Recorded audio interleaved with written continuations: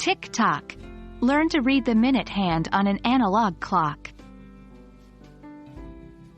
Hello, English learners.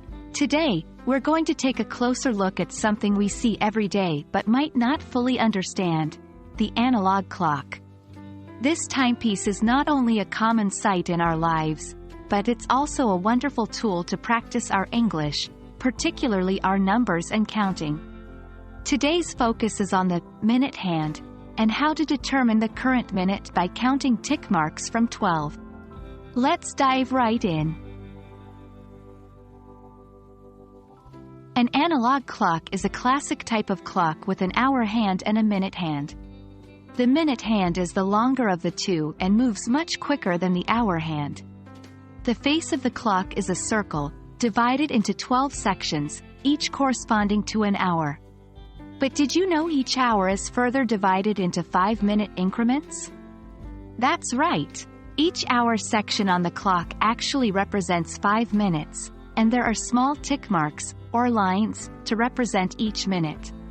So, when we're talking about telling time, especially the minutes, we are mainly focusing on this minute hand and these tick marks.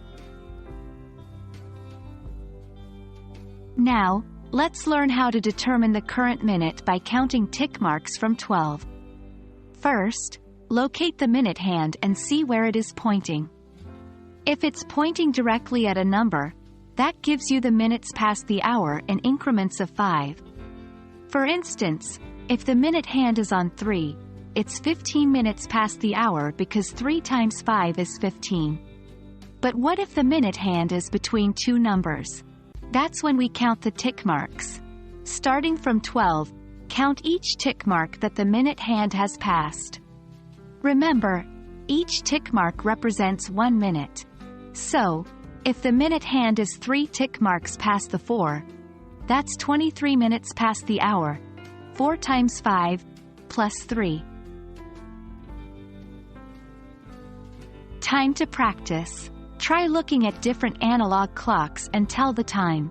Remember, locate the minute hand, see which number it points to or has just passed, and then count the tick marks if it's between numbers.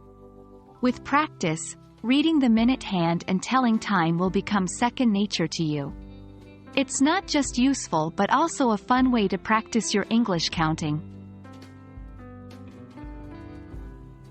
Well done, everyone! We've learned how to read the minute hand of an analog clock and determine the current minute by counting the tick marks from 12.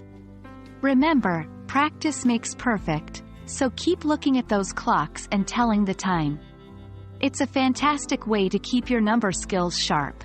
Thank you for joining us today, and until our next English learning journey, keep counting and keep learning.